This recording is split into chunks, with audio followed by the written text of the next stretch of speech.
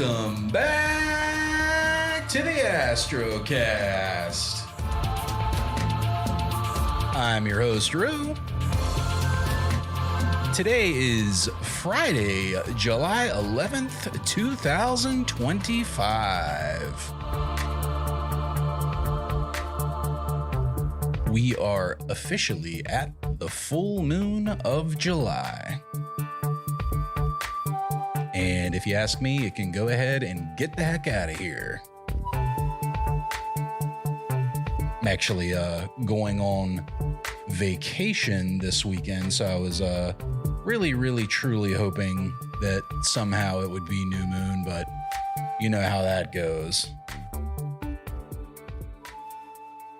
So anyway, thank you guys so much for joining me this week. I know the episode's coming out a little bit later than normal, but I am going on vacation next week and plan to take just a couple weeks off from the show.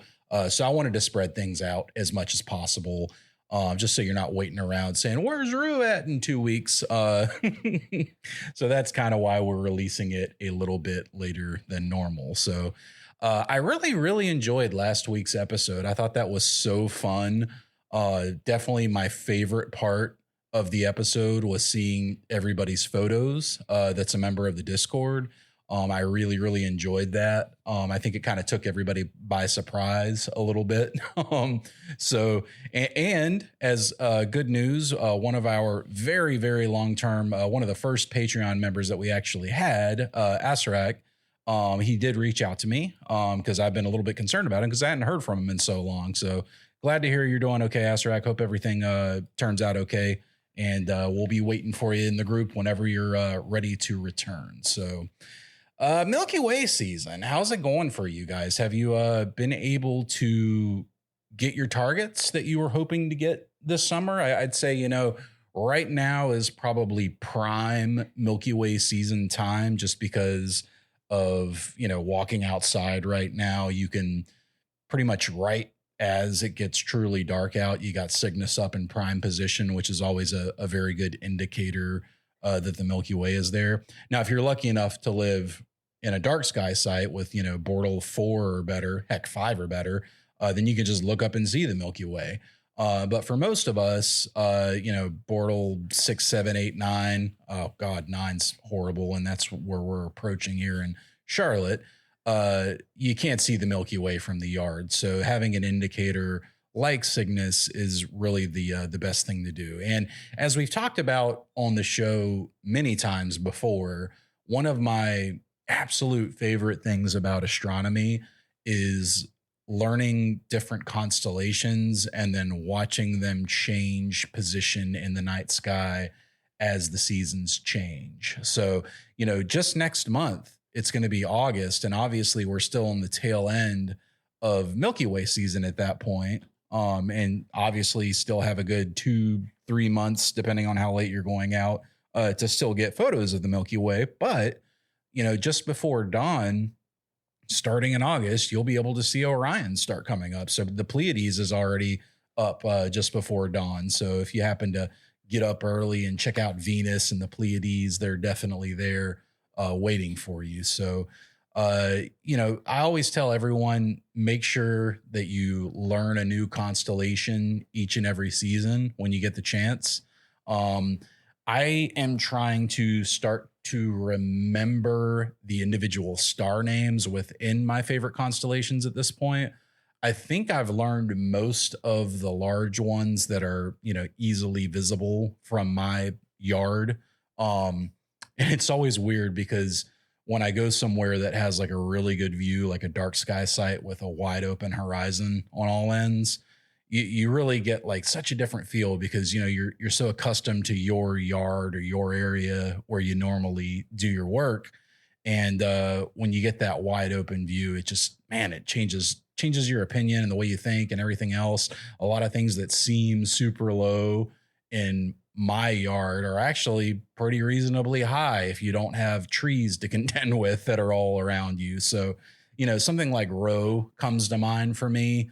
In my yard, I really can't get Rho from where I have my mount set up, it's just too low. We got trees there. You can see Antares behind the trees, but you wouldn't be able to really get a good shot. So if I want to shoot row from my house, what I have to do is basically grab my GTI, my Star Adventure GTI mount, and take it out into the driveway. And then I'm backed up far enough away from those trees to where I can actually, get a decent frame of row. Now, that being said, I don't often shoot it from my yard just because being Bortle 7, don't get me wrong, row's not necessarily a dim target, but if you really want to pick up all of the beautiful reflection nebula and obviously the emission nebula within row, you really do want a more dark sky location. So that's what I'm always craving. And I've got what I call my 10-year plan to get out of Charlotte and get somewhere a lot darker.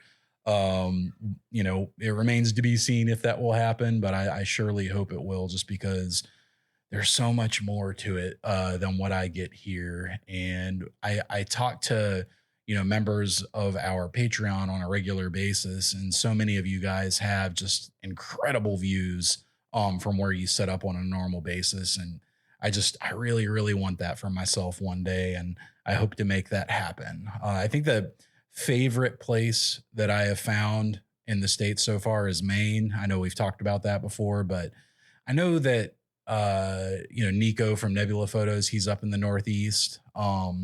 He told me when I interviewed him back on episode 40 something, 48 maybe, that he does have to contend with a lot of clouds, but I'm imagining it can't be that much different from Charlotte. We've had pretty much cloudy nights most of the summer so far, so definitely have a lot of that to deal with here as well. So the advantage, though, being that obviously I would have a much darker sky. You are a few degrees higher north up there, so your southern targets like Roe are going to be a little bit lower on the horizon from that point of view.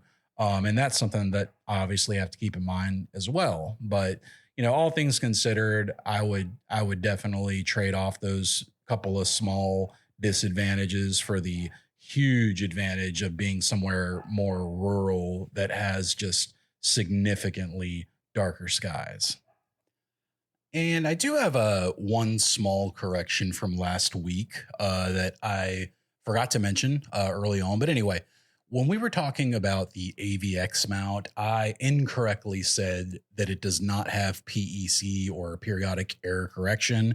And one of the members of the Patreon that owns an AVX actually notified me that it does indeed have periodic error correction. I guess it kind of has to, being an astrophotography mount. I don't even know if I suppose you could have one without periodic error correction, but your results would definitely not be great if that were the case.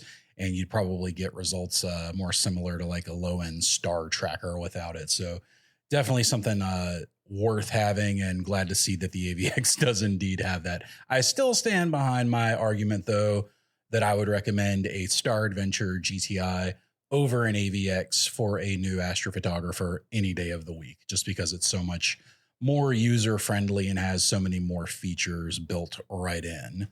Actually, I had to take my CEM26 and my telescope off the pier last week because we got some really bad weather that came through. We've been having some really heavy thunderstorms coming through quite often, most afternoons, in fact. I mean, that's not uncommon for North Carolina in the summer. We usually get a lot of thunderstorms. Pretty much every day you'll get, a summer shower in the afternoon, but the intensity is a little bit unique.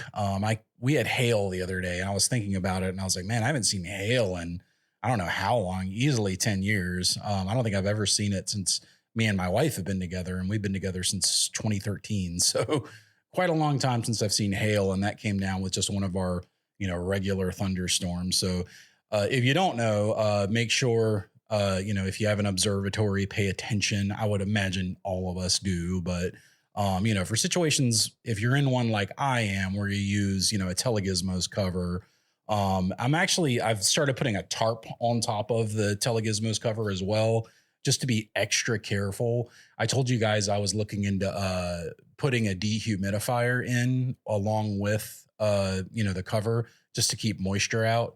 I ordered a very small one on Amazon that only holds 20 ounces of water, but unfortunately it was still too large to make work. I'm thinking about designing my own. I think it wouldn't really be that hard to design a very small dehumidifier. And I guess the big difference would be is mine would not really require a tank. I mean, it would have to have a very small tank just for catching the drops of water that come off of the metal plate. But it would mainly just have a drain hose on it because I would want to drain the water, far away from my pier, obviously, which is what I was trying to do with the dehumidifier that I purchased. But it was just too large to really make work properly. So I ended up returning that.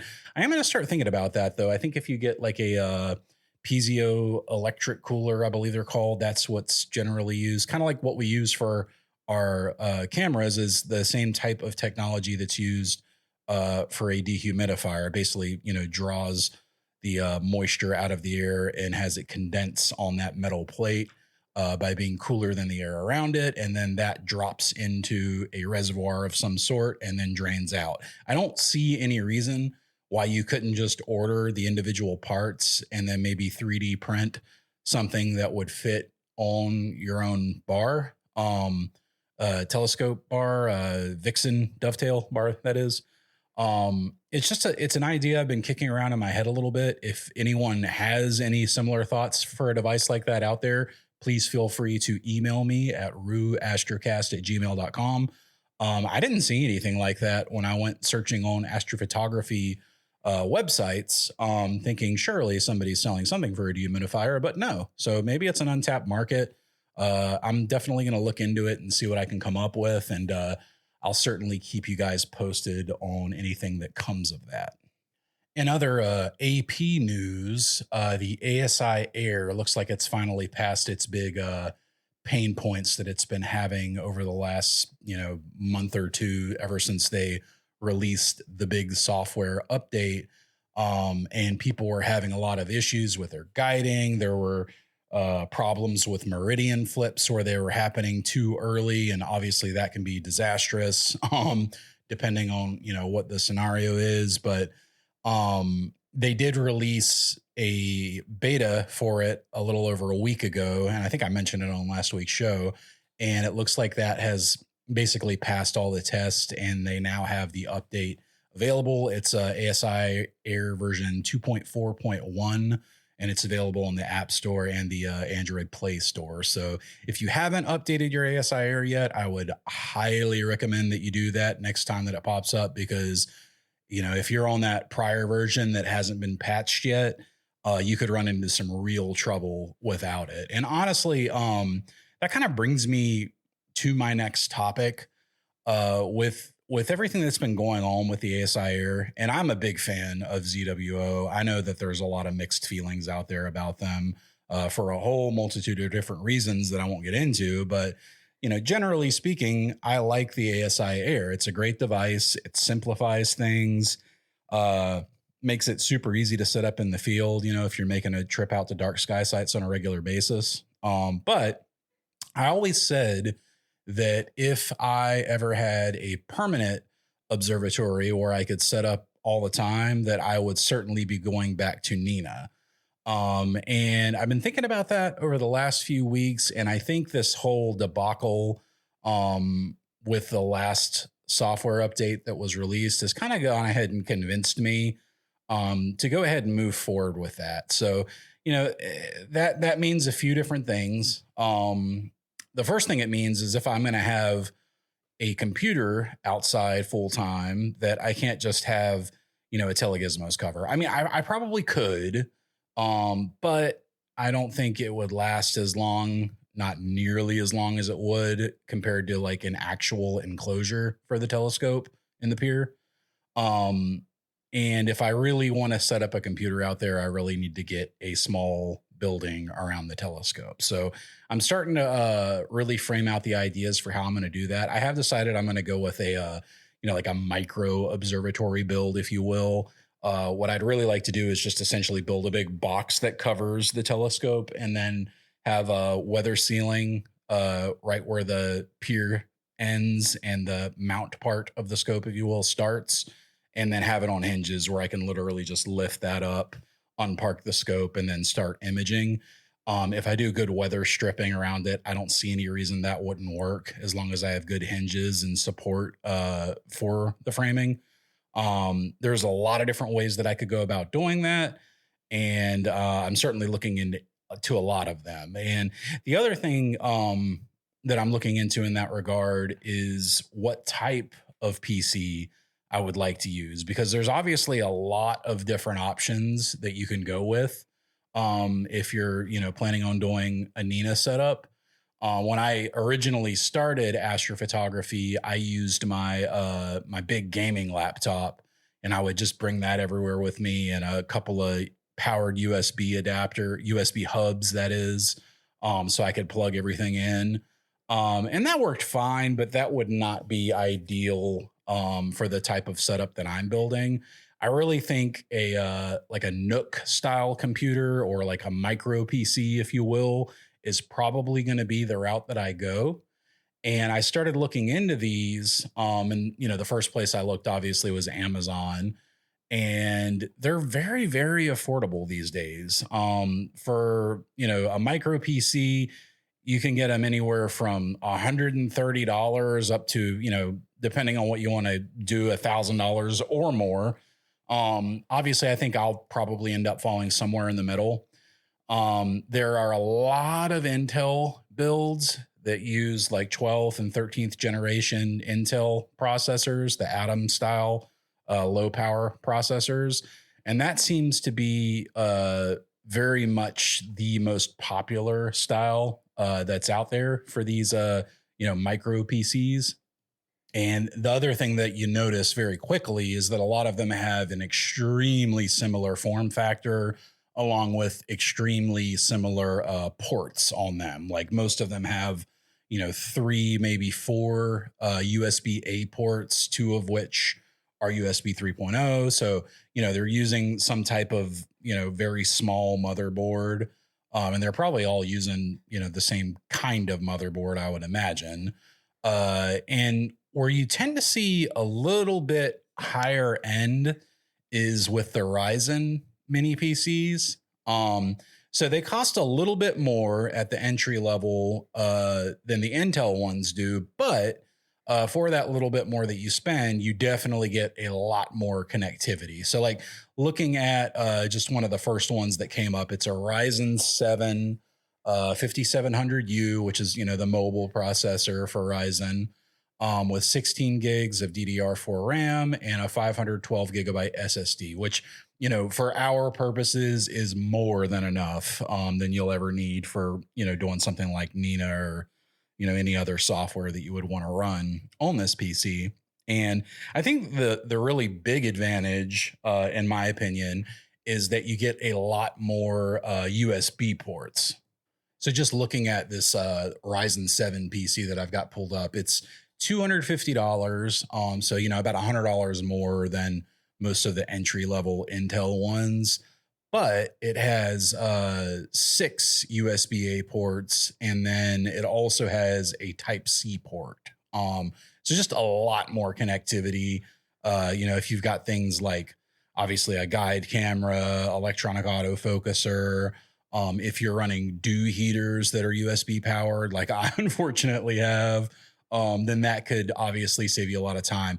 Now, you could also add on something like an SV Boney power box for your dedicated 12 volt power. So like if you have proper 12 volt dew heaters, and then obviously your mount and anything else, camera power that might be running on 12 volt, you obviously still have to have a way to power those items. And so something like an SV Boney power box can be an excellent, excellent way to go as well, if you don't want to have, just a bunch of power bricks plugged up to everything, obviously. So one thing that you definitely need to keep an eye out for is that some of these systems are fanless.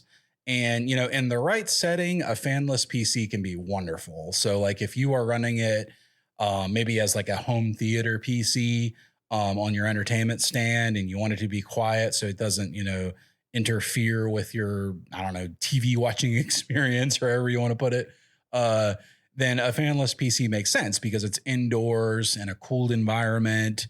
But in our situation, if you're going to have it in an observatory or it's outdoors, pretty much 24/7, though you might have insulation in your observatory. Hopefully, at a minimum, you've got a waterproof situation where you can keep the rain out and most of the moisture by running a couple of fans.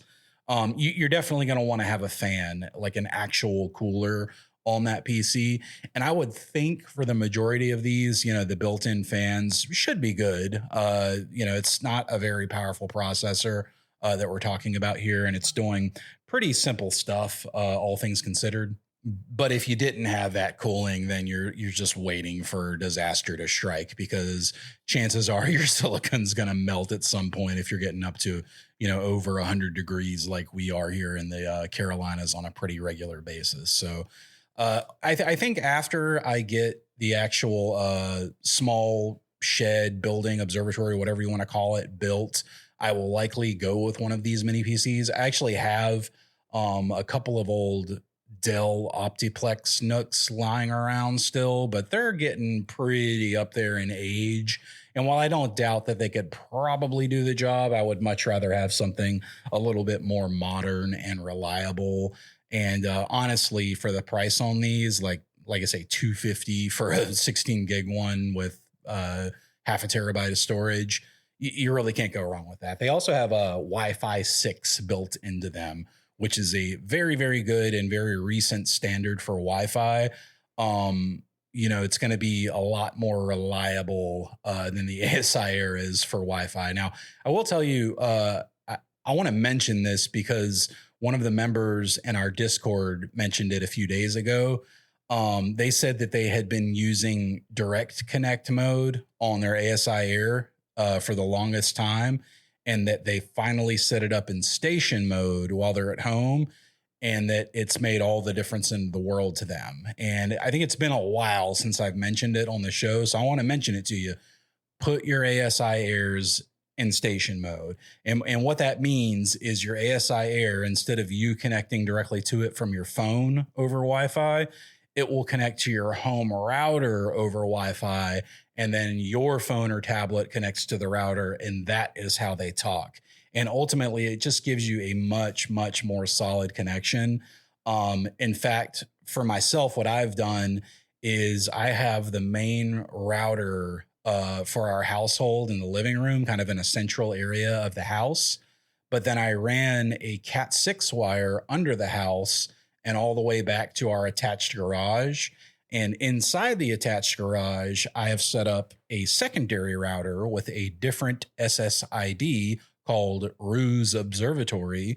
And it is solely there, as you would guess, for the observatory. So it's only used for like the ASIAIR or computers that are going to be connecting for the purposes of astrophotography. Now, not only does that give you a more solid connection whenever you're, trying to set up a plan, for example, on your ASIAIR or review photos that are coming in, but it also gives you another hugely added benefit in that if you connect to that router from your home PC, whether it be, like a desktop PC or a laptop, you can then open up your file explorer, do / ASIAIR, press enter, and it'll pop up and ask you for the username and password. And that's generally going to be admin, and then whatever you set the password as on your ASIAIR. I think by default it's 1, 2, 3, 4, 5, 6, 7, 8, if I remember correctly. But once you do that, you can actually, through your file explorer, get all your files directly from the ASIAIR. So like, for example, whenever I am doing an imaging session overnight, before I would go out the next morning, go grab the USB stick. God forbid I had, saved everything to internal storage, because then I had to go in and manually copy everything over to the USB stick, and they've updated it on the ASIAIR, so you don't got to do it one photo at a time. But I remember when you did have to do it one photo at a time, which was really bad. But anyway, instead of having to deal with all that and grab the USB stick, plug it into my computer, and then copy all the files over, instead, I can just wake up in the morning, walk over to my computer, log directly onto the ASIAIR, click on either USB or eMMC storage, whichever I save to, because it'll give you the options for the different storage mediums. If you've got a micro SD card in there, you can access that. If you've decided to save your USB thumb drive, you can access that. Or if you're using the internal storage, you can access that. Another big benefit is if you've been using a USB stick like I did for, the vast majority of your work, you can actually free up one of your USB ports, because if you think about it, if you clear that internal memory and you only, save what you're actually actively working on the ASIAIR's internal storage, then there's no need to have a thumb drive plugged into one of your very valuable 4 USB ports. So just something to think about. There's a lot of benefits to going to station mode, and really the only reason not to is because you don't want to take 5 minutes to figure it out. And that's all it really takes. It's, a couple minutes of tinkering. And once you've done that and you're connected to it, it's good to go. I'll say every time I boot up my rig now, it connects directly to that router. And just, I pull up my iPhone, connect to the Ruse Observatory network, and, Bob's your uncle. So it really is a great thing. And if you haven't done it yet, I would highly recommend that you do. If you guys have any photos of your observatories and your setups with how you have your computers set up, please send them to me, because I love to take inspiration from other people's builds. And I don't get down to the observatory for the Charlotte Astronomers Club as often as I would like to. So I don't get to, tour other people's observatories as much as I would really like to. So if you've got a unique or cool idea, or just want to share your setup with me, please feel free to, email me a photo, astrocast@gmail.com, or you can obviously tag me online, follow us on the Facebook page. And I always will make sure to link to that in the show notes. So, few other things I wanted to talk about. We haven't talked about any new gear in a little while, and I was checking through, and there's a couple of things that they aren't super new, but I think they're worth discussing. One of them's newer than the other, and then another thing's just kind of unique. Anyway, let me get into them. So refractors are obviously great for astrophotography. I think obviously they're the most popular, and they're definitely what I would recommend to anyone new to astrophotography is going to be a small refractor telescope, because it's the easiest to learn on. It's the easiest to control. You don't really have to worry about collimation, and just overall, it's going to give you the best chance for success when you have so many other things that you're having to learn about. It just removes some of the more obvious pain points that beginners tend to run into. Now, that being said, there are also some, larger refractor telescopes out there. And what I've been really shocked by in recent years is how much scope you can get for such a small amount of money. And obviously that depends on what company you go to. A company like William Optics is obviously going to charge a premium over someone like SV Boni, which is trying to give you as much, gear as you can get for your buck. And they're not necessarily going to be top high end everything on every piece. But then again, neither is William Optics. If you wanted top high end on everything, you'd probably go for something like a Takahashi. But that being said, I was looking at a couple of refractors in particular. So the Red Cat series from William Optics has been just hugely popular over the last 5 years or so, and really it's kind of spawned its own category of small refractors that all the other companies are still catching up to, ASIAIR included. I personally own the SQA 55 quintuplet refractor, and I absolutely love that telescope. I can't recommend it enough, especially for the price where you can get it for like $800 US. It's just a great scope. But they recently came out with a significantly larger Red Cat. So, the original Red Cat came out, I believe it was either the 71 or the 61, and then they came out with the Red Cat 51.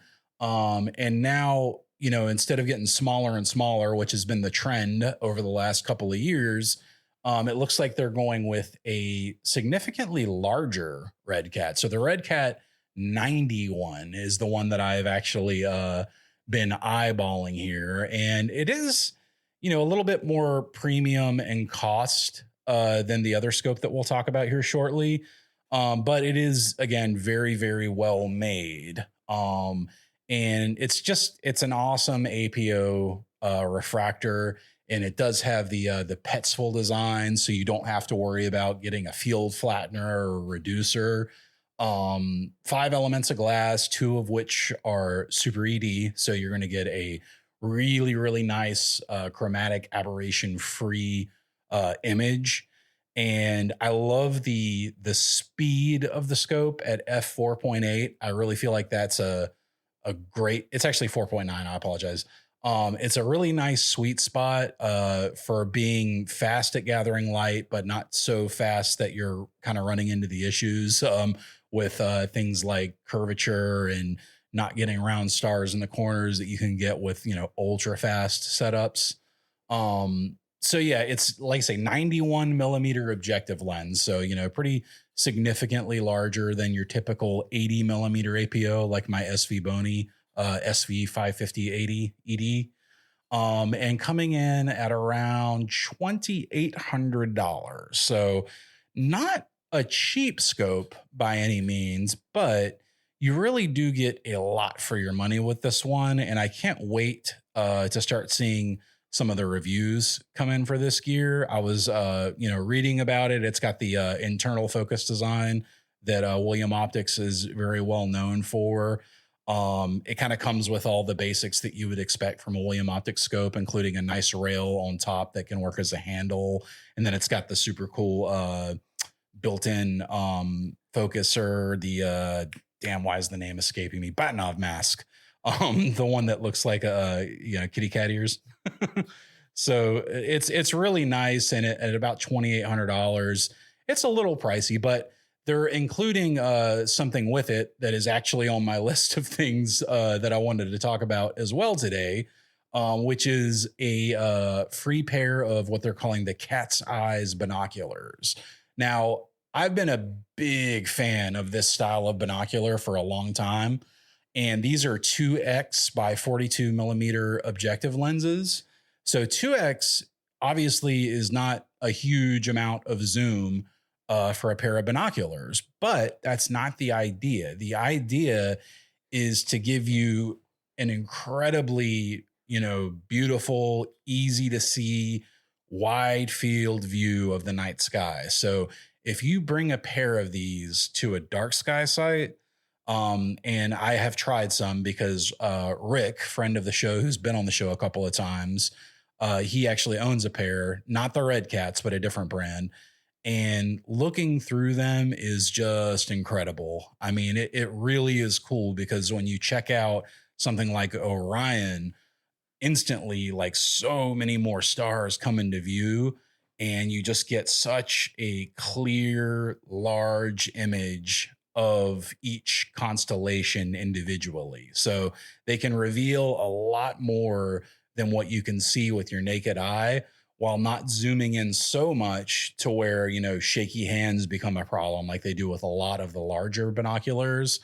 Early on, I bought a pair of Celestron binoculars that I think are like 10X or something like that. They're pretty large binoculars, but they're not so large that they came with a tripod adapter. And I don't use them all that much just because I don't have the steadiest of hands. And unless I'm like leaning against something, it's not a super comfortable thing to do. But with a pair of 2X binoculars, man, they're like theater opera glasses. That's really what they kind of remind you of when you look at them. They've got diopter adjustments. You can, make for people that have different, spaced eyes. Obviously, you can adjust for that, which is very nice. And you can actually attach filters to them also, which is super cool. Now, one of the complaints that I do have with these is that they've got a really weird size for the filters. So it's M44.5. So why they're not just like M48, I don't know. They could have like maybe built in a step up ring or something, but I suppose it didn't work out with what they were doing. What are you going to do? But I will say, I found a file online that's a 3D print file that'll let you go from M44.5 to M48, which is a much more standard size adapter. M48 is. So if you wanted to do something like put on ultra high contrast filters, or heck, even attach like an extreme filter or something, you could absolutely do that with a pair of these. So just something to think about.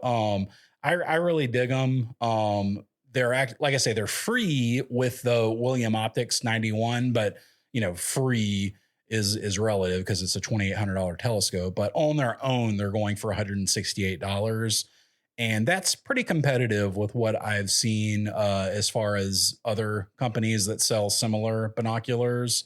I think Orion sells a pair, and then there's another company out there that sells them. I haven't looked in a little while, but it's similar in price to the other ones. And being that they're William Optics, you can pretty much be sure that they're going to be pretty nice quality. But I guess I'll wait and see until all the reviews come in on them. But I definitely would love to get my hands on a pair of these, just because I'm a sucker for super wide field stuff, and you can't get much more wide field than 2x binoculars.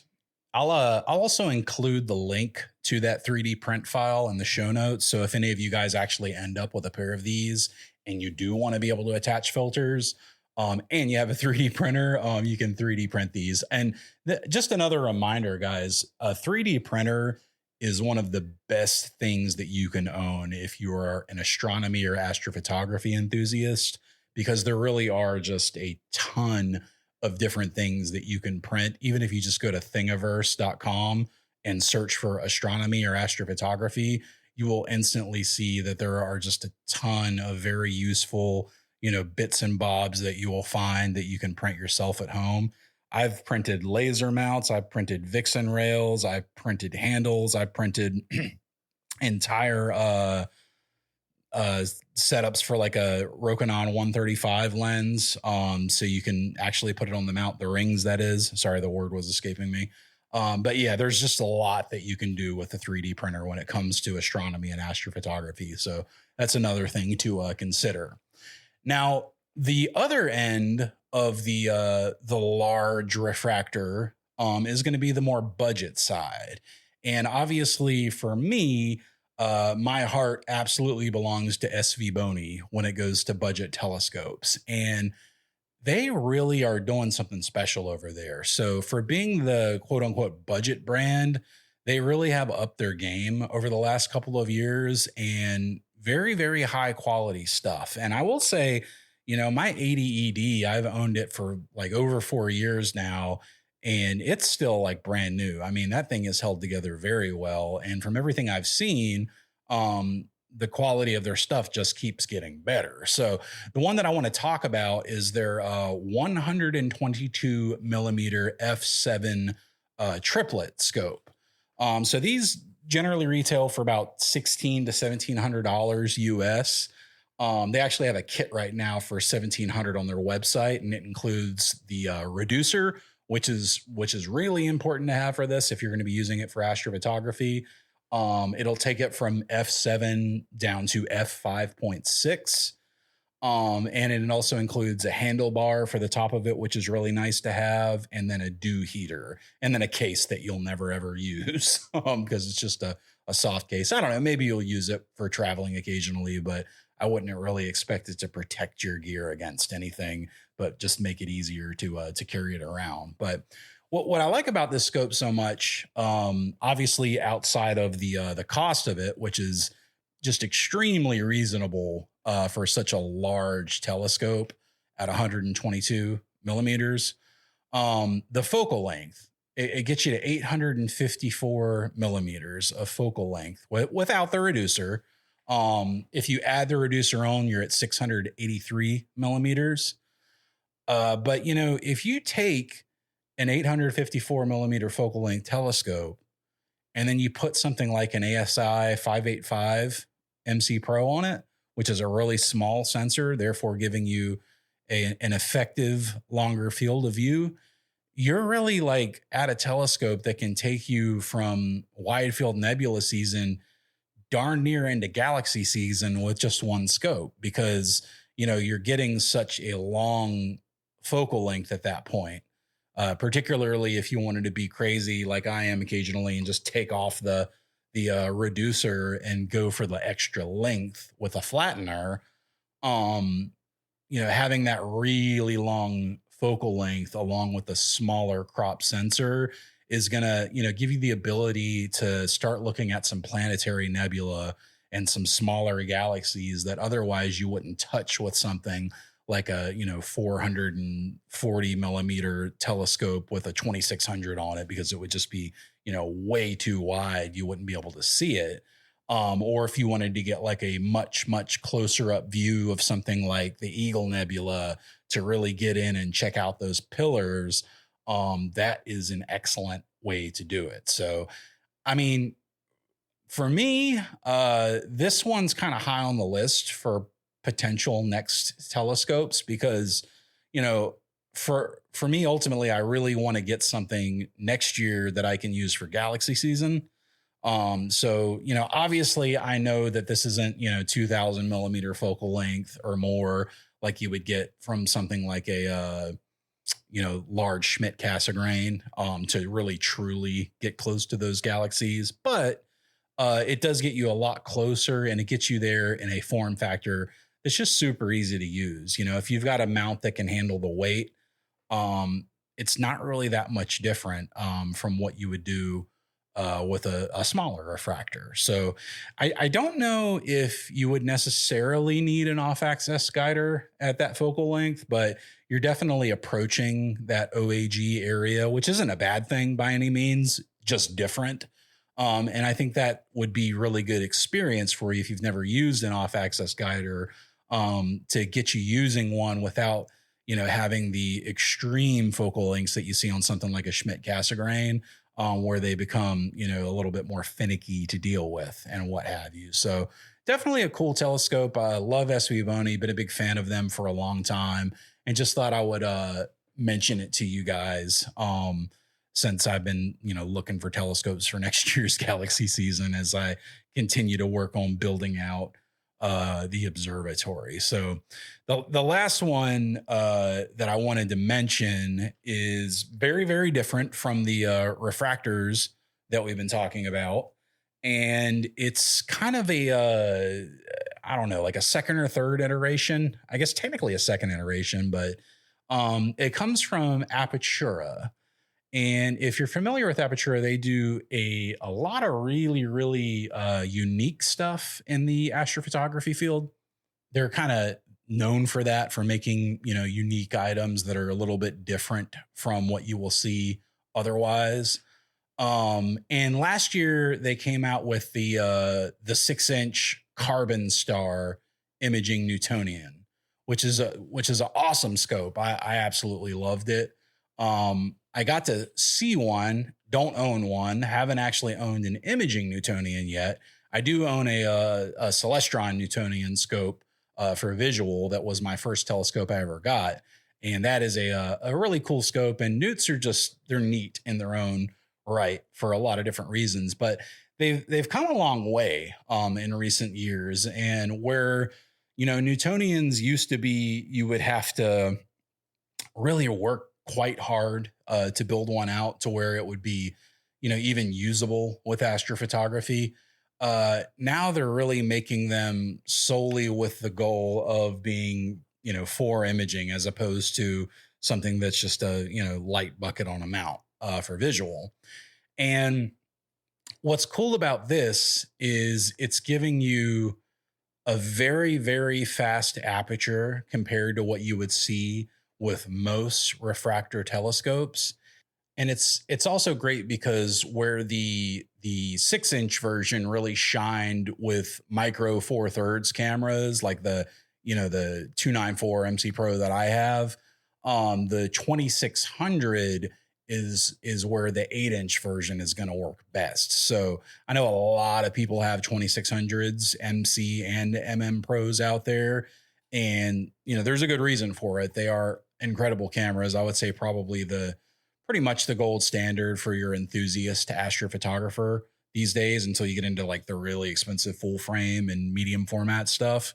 But for the vast majority of people with an APS-C size sensor, this is going to be an incredible scope to use. And since it's f4, you're going to be able to get, just a lot more data in a much, much quicker period of time, particularly if you're using something like narrowband or quad band filters, broadband filters, even like I love to do and often talk about.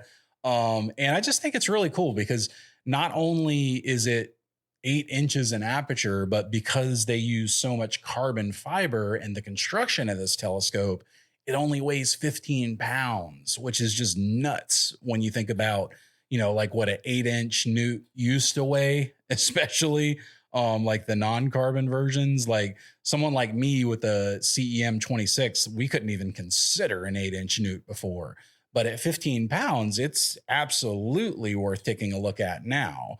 And it's giving you, that very, very wide field that you like to see for imaging, the vast majority of nebula and what have you that we tend to work with. I think it's like a 800 millimeters. So, a little bit longer than what you would get with like a Red Cat 51, 61, 71, or even something like my ASIAIR. But again, you can swap things out a little bit. I know that they sell like a coma corrector that comes with it, but there's also a reducer that you can get. So, depending on which direction you want to go in, obviously that focal length can change a little bit. And if you're using the APS-C size sensor, you're going to get that obviously wider field of view than you would with something like a 585 or a 294. So I really like it. I've watched a couple of reviews on it. I don't know if it's the scope for me, just because it wouldn't really get me that far away from what I already have with my SV Bony 80 ED in terms of focal length. And for me, what I'm really looking for is something with a much longer focal length for my next telescope. But if you are someone who's looking for a large aperture scope that's able to, really drill into things like the Horsehead and Flame Nebula, they use that one on pretty much all the ad space. Or if you want to like, get close in on the Rosette, or really dig into the core of Orion, and, just those really beautiful large-ish nebulas, then this is something that you should, absolutely consider checking out. And I hope that they sell enough of these where Apertura keeps making different types of imaging newts, because I love for there to be competition and just innovation in general for different types of telescopes that are out there, because we don't want it to be where it's just all refractors, do we? We want to have like, Rasses and Schmitts and, newts and all the different types that give us all of these different options to explore the galaxy, whichever way we choose to do so. So guys, just so you know, I am going to be gone for just a couple of weeks, going on summer vacation. It won't be too long. I should be back before the end of this month.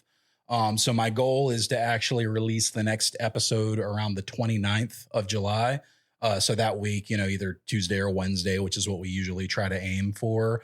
But I will be gone, for a couple of weeks. So hang in there with me. If you are a member on the Discord, you will certainly hear from me there, because I'll be sharing photos from my trip. I'm actually going down to Florida with my wife and in-laws. Very, very much looking forward to it. We've got a condo that's right on the beach, like literally open the door, there's the ocean. So that's going to be incredible. We got a lot of different places to visit while we're there. I think I talked about it last week. I'm going to check out all the NASA stuff. Obviously, I'm going to go to Springfield, USA. We're going to Harry Potter World. Very much looking forward to it. The best part, though, for me is just being able to disconnect for a little while, because I am just hyper connected in my lifestyle due to the job that I have and the type of person that I am. And it's going to be so nice to not have to look at my phone for a little bit.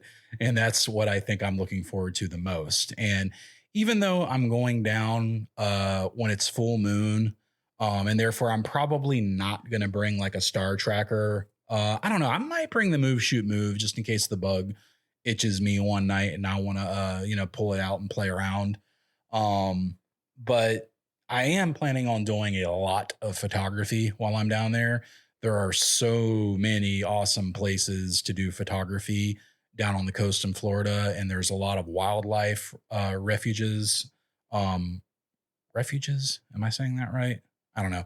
A lot of beautiful wildlife habitats to photograph birds and alligators. I have never actually seen an alligator in the wild. I've seen them in captivity, but I've never seen one in the wild, and I would love to get a photo of one of those.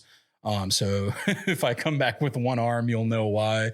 But I will do my best to keep my distance. I actually found this really cool area that's just about 40 minutes from Satellite Beach, which is where I'm going to be staying. And it's like this crazy trail that goes like through this marsh area, and you're basically just on this road that has water on both sides of it, and it's about 7 miles long.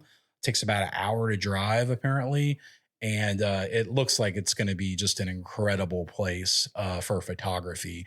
I hope that I get to photograph some new species of birds while I'm down there. You guys know I'm an avid birder, and obviously going down there is going to tend to get a lot different species than where I am now. Maybe I'll see something like flamingos. I think they're down there. I saw a bald eagle last time I was down when I was there in February, and got some incredible shots of that along with the babies that were in the nest. So that's going to be really cool. But I will be thinking about you guys while I'm away.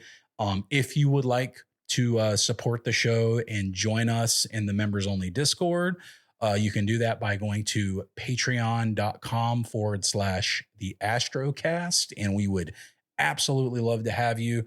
I want to give a big shout out to our newest member, Leonardo down in Tasmania. Thank you so much for joining. I think you're our first member in the Southern Hemisphere officially.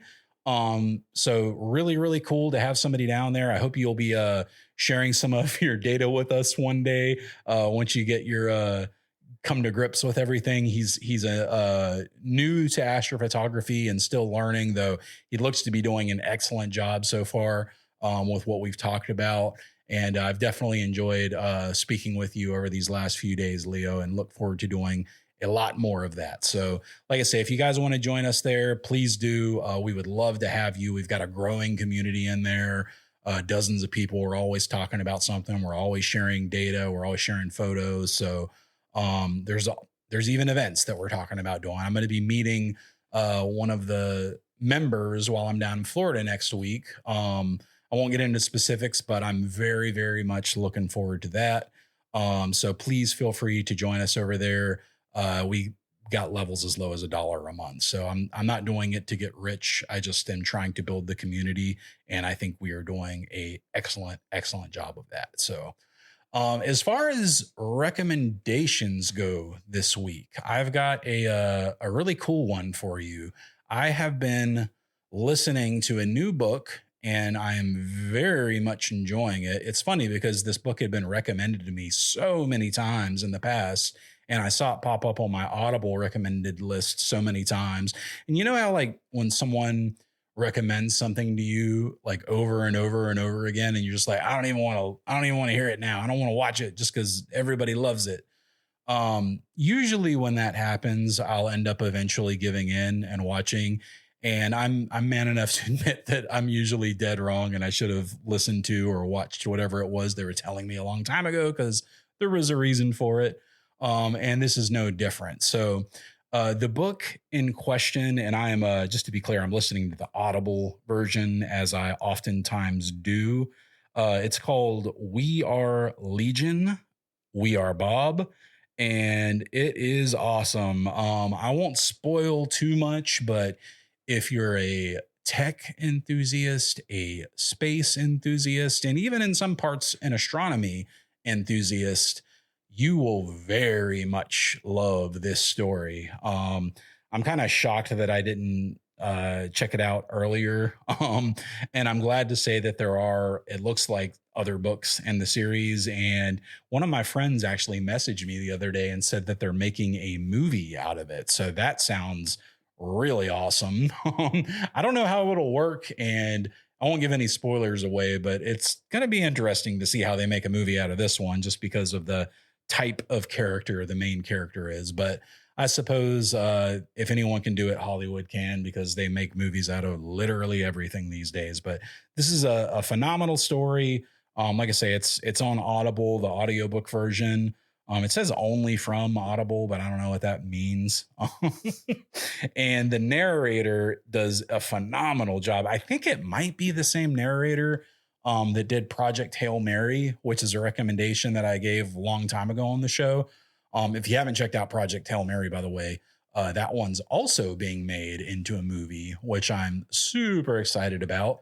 And I'll finally mention, I believe tomorrow on the 12th, the adaptation of Stephen King's The Institute is going to be coming out on MGM Plus. Yeah, who knew MGM had a plus?